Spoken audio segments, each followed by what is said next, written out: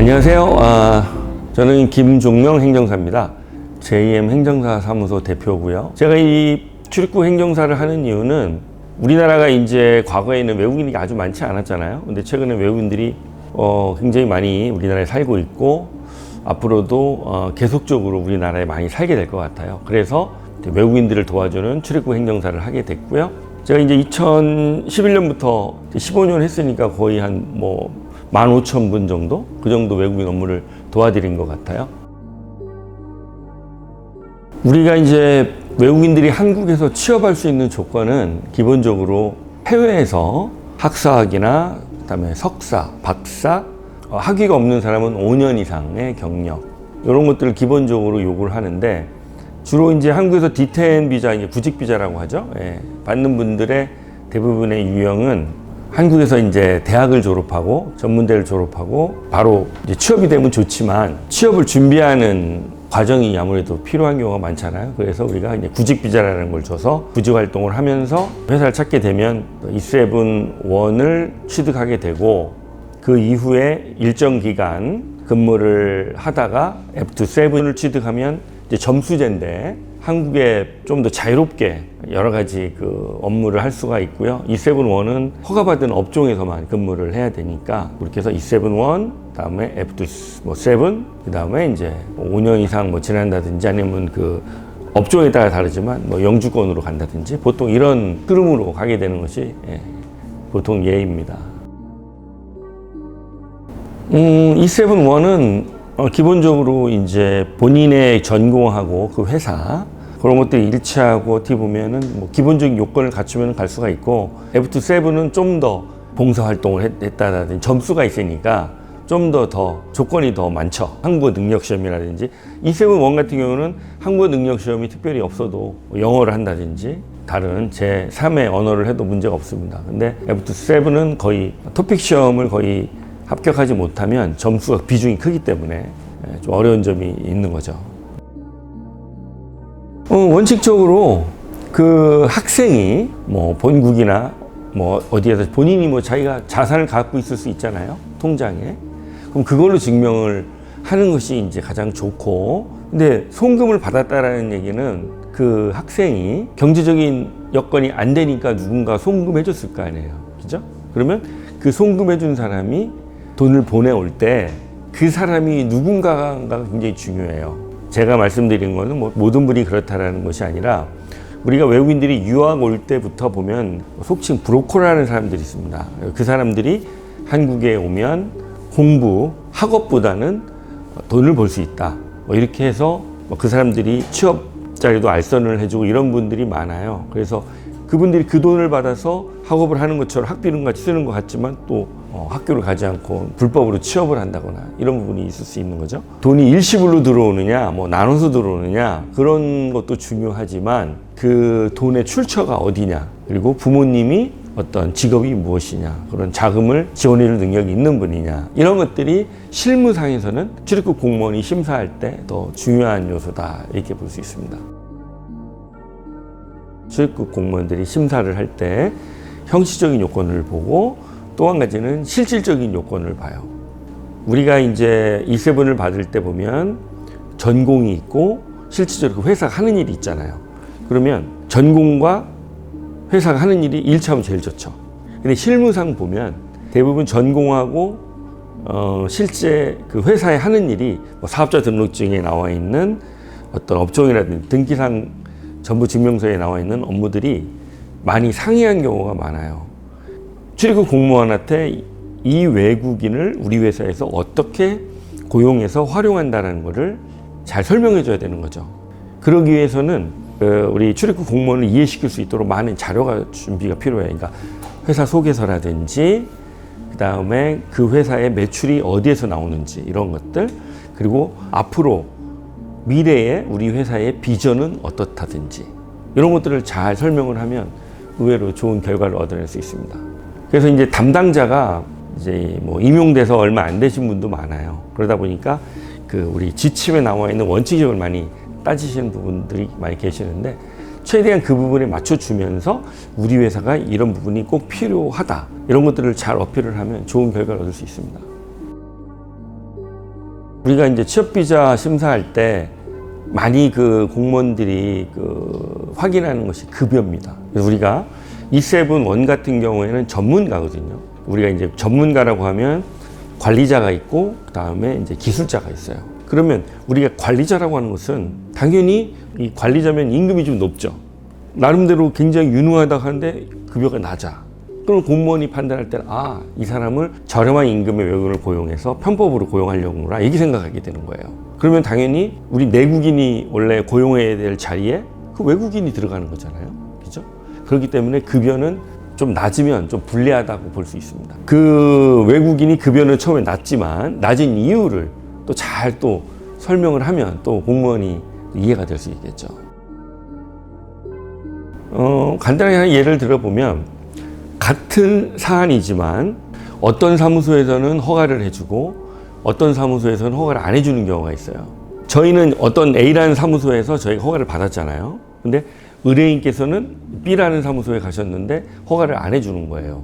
우리가 가장 많은 업종이 해외 영업원이라는 업종이 있습니다. 해외 영업원 같은 경우에는 한국인 5명을 고용하면 외국인을 1명을 고용할 수가 있는 거거든요. 우리가 일하다 보면은 근무자가 4명일 수도 있고 3명일 수도 있잖아요. 그래서 이제 한국인을 고용 적게 하고 이제 외국인을 고용해서 이렇게 하려는 분들이 굉장히 실제적으로 많이 있습니다. 그 업종 중에서 꼭 영업이 아니래도 우리가 이제 사람을 고용할 때 사실 영업만 시키는 게 아니잖아요. 고용을 하면 영업도 시키지만 또 어떤 경우는 회사 내부에서 어떤 기획을 할 수도 있고 그 회사의 어떤 미래 비전에 따라서 그 외국인이 해야 될 역량도 한 가지가 아니라 또 굉장히 여러 가지 있을 수 있죠.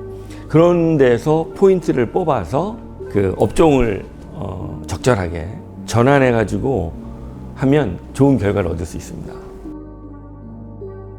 기본적으로 이제 한국에 유학 오는 이유는 공부하러 오는 사람도 있지만 공부하고 한국에 남아서 취업을 하고 싶다 그러면 반드시 취업 비자를 받아야 되는 거니까 먼저 한국에 올 때 제 생각에는 전공을 잘 선택하는 것이 중요하다 생각을 해요. 제가 이제 실무상 보면 그때 아마 중국인이었던 것 같은데 소방학과를 나왔어요. 그러니까 소방학과를 나왔는데 어떤 기업에 들어가려고 하는 거예요. 그러면 예를 들어 소방 관련된 어떤 회사면은 좀 좋은데 우리가 이 소방 관련된 회사에서 외국인을 채용한다는 것이 사실 무지 쉽지 않거든요. 그러니까 그 외국인은 이제 왜 그 소방학과를 선택했냐 그러니까 유학원에서 그냥 여기 가도 된다고 했다고 그래서 자기는 소방학과를 가게 됐다. 현재 우리 지침에는 전공과 직접 연관이 없더라도 신청해 볼 수가 있습니다. 그래서 대신에 이제 회사를 다시 찾게 말씀드렸어요. 그래서 다른 회사, 그 회사로는 안 되고 새로운 회사를 면접을 보시고 그 회사에 입사하게 그렇게 도와드렸죠. 처음에 들어올 때 어떤 그런 전공을 잘 선택하고 그 다음에 이제 대학을 졸업하면 이제 D10 비자를 받아서 열심히 구직 활동을 해서 기업을 찾을 때는 뭐 월급을 좀 더 많이 주고 뭐 이런 것보다는 영속적으로 일할 수 있는 회사를 선택해서 가는 것이 중요하다 이런 생각이 듭니다. 가장 조심해야 되는 거는 열심히 구직 활동하면 되는 거고, 그죠? 가장 유혹받기 쉬운 취업을 하면 안 되는 거죠. 그 외국인들이 실제로 자기가 급여를 받을 거 아니에요. 뭐 통장으로 받든지 그렇게 할 텐데 그 회사에서 자기 급여를 어떻게 처리하는지는 대부분 모르거든요. 자격 변경을 할 때 행정정보 이용 동의서를 그 밑에 체크하게 돼 있어요. 이제 이름하고 외국인 등록번호 입력하면 급여 세금 얼마를 냈다라는 것이 나오게 되는 거예요. 그래서 적발이 되는 거거든요. 적발되면은 자기가 이제 일한 기간이 있을 거 아니에요. 그리고 받은 급여의 양에 따라서 범칙금을 이제 부과할 수 있고 그거에 따라서 이제 출국 명령까지 될 수 있는 거예요. 짧게 작게 번 사람하고 길게 많이 번 사람은 아무래도 불이익이 더 크죠. 외국인도 최저임금을 적용받으니까 최저임금 이상 주시면 되고요. 그리고 인턴은 전문대를 졸업하고 만약 인턴을 한다. 반드시 전공과 100% 일치를 해야 돼요. 근데 인턴을 내가 자동차 공학과를 나왔어요. 근데 실제적으로 일은 음식점에서 한다든가. 그거는 위법한 행동이 되는 겁니다. 자기가 실제로 전공과 정말로 인턴을 통해서 취업할 회사가 어느 정도 전공과 일치한다든지 이제 그런 것들이 맞아야 그래도 인정받을 수 있는 거예요. 그 회사 결격 사유로 비자가 불어되는 경우는 가장 큰 거는 내국인 고용 인원입니다. 소규모 회사도 많이 있고 외국인이 필요한 경우가 굉장히 많죠. 출입국 공무원들이 표정이 5명 이하면 그 대부분 공무원들이 표정이 안 좋습니다. 그리고 저한테 행정사님 아시면서 아이고 여기 한국 사람도 없고 별로 없는데 이런 걸 가져오시면 어떡하냐고. 그럼 이제 저는 그렇게 답변을 하죠. 꼭 필요한 필수 인재다. 이 사람이 없으면 우리가 사업하기 굉장히 어렵다. 필요한 것이 있고 공무원이 판단해서 중요한 것이 있다고 하면 얘기를 하고 제가 우리 의뢰인한테 다시 이야기해서 보완을 해서 필요한 거 있으면 소명을 하겠다. 이렇게 얘기하면 이제 그분들도 알겠습니다.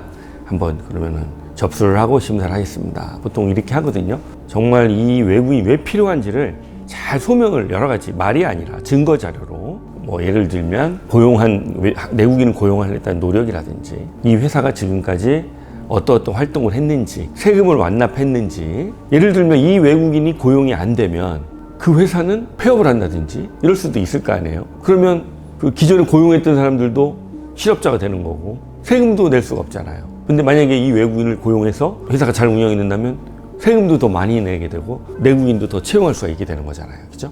그렇기 때문에 불어하는 것이 국익에 도움이 안 된다라는 거를 어필을 하는 거죠. 그 형식적인 요건이라고 하거든요. 통합신청서부터 뭐 근로계약서, 등기사항 전부증명서, 세금명부 이런 것들은 그냥 발급받으면 되는 거예요.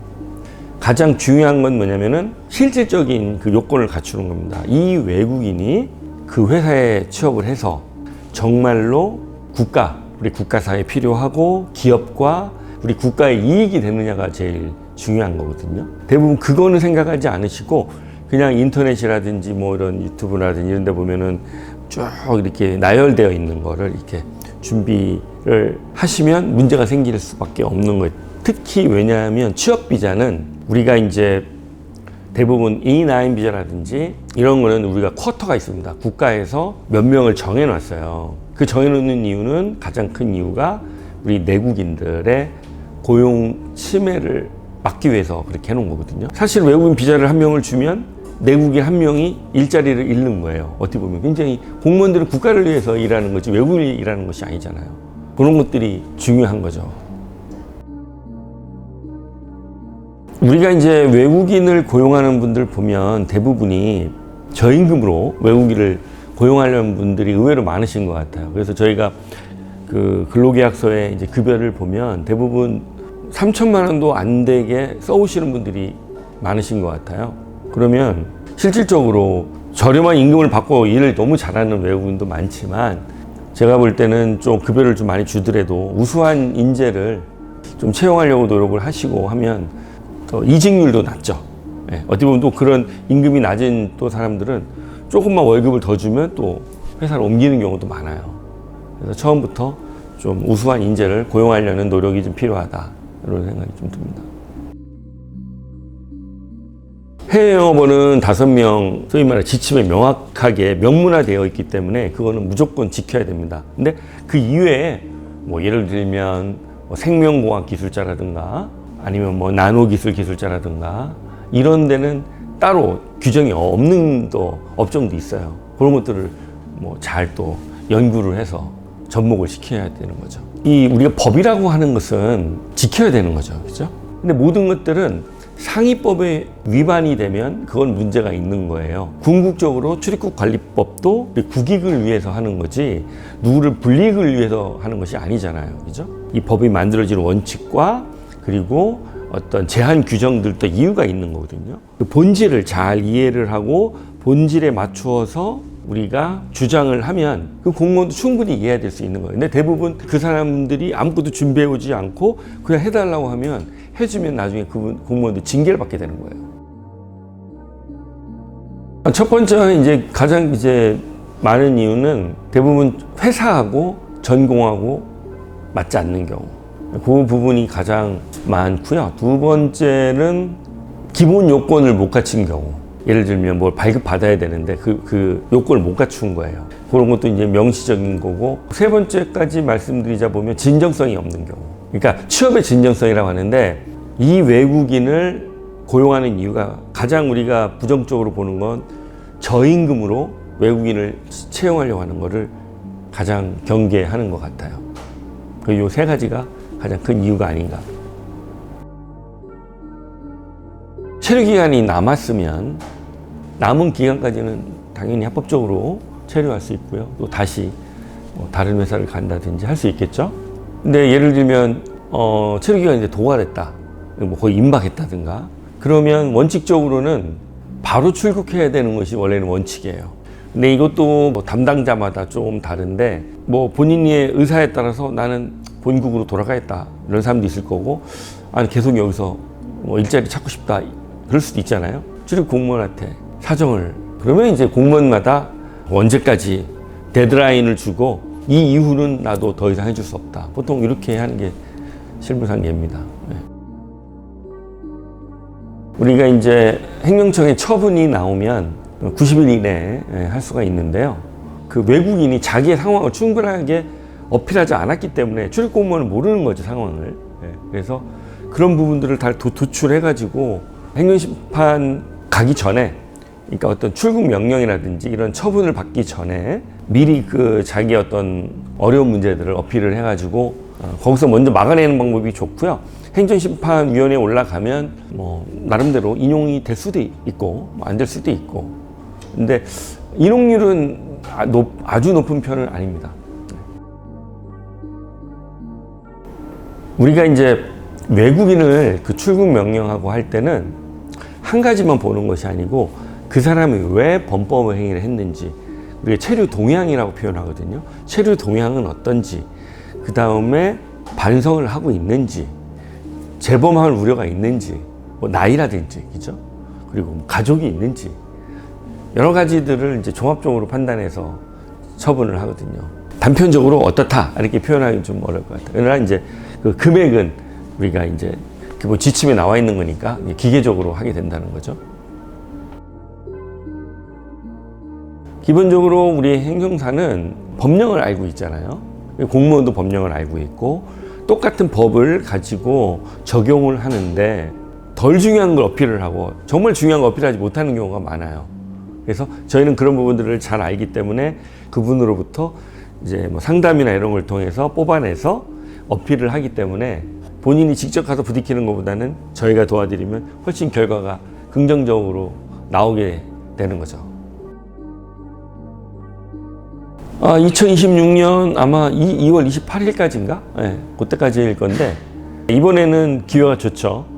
범칙금을 다 면제해주고 이제 형사범이나 출국명령 받은 사람 제외지만, 이제 가장 많이 묻는 것이 자진출국 했는데 다시 오고 싶다, 올 수 있느냐, 그 질문이거든요. 항상 설명드리는 것이 올 수는 있는데 한국에 올 이유가 있어야 된다. 돈을 뭐 한국에도 뭐 불법 체류로 돈을 많이 벌어가지고 그 번 돈을 내가 그 국가에 그 돈이 쌓여 있다면 그 돈은 어떻게 보면 엄격히 따지면 그분의 자금인 거죠. 불법으로 체류하면서 돈은 벌었지만 그분이 노동을 제공하고 돈을 벌었기 때문에 그 돈은 그 누구도 뺏어갈 수는 없는 거죠. 다만 적발이 돼서 범칙금을 부과하는 거는 그거는 변론으로 하고, 돈을 가지고 한국에 투자를 다시 해서 뭐 사업을 하신다거나 뭐 이렇게 해서 뭐 들어온다면 우리 입장에서도 뭐 자진신고해서 나가셨고 반성도 많이 하고 있고 한국에 다시 와서 법도 잘 지키면서 뭐 이렇게 약속도 하시고, 그러면 아무래도 입국 심사를 할 때 긍정적으로 작용되겠죠. 한국은 인권국가입니다. 제가 실무를 하지만 외국인들이 느낄 때 불편하다 이렇게 생각할 수는 있지만, 그래도 우리나라 이민법은 다른 외국에 비해서 인권을 보호해주고 도와주려고 하는 법이다 이런 생각을 해요. 출입국 관리법에 뭐 하지 말아야 된다라는 그 규정도 굉장히 많잖아요. 우리 이민법은 사실은 우리나라에 독단적으로 만든 거기보다는 미국이라든지 일본의 어떤 제도들을 많이 우리가 흡수해서 출입국 관리법을 만들었기 때문에 우리 현실과 좀 많이 안 맞는 부분도 있어요. 그러나 나름대로 많이 지금 바뀌어가고 있고 앞으로는 좀 더 외국인이 생활하기 좋은 환경으로 되지 않을까 이렇게 생각합니다.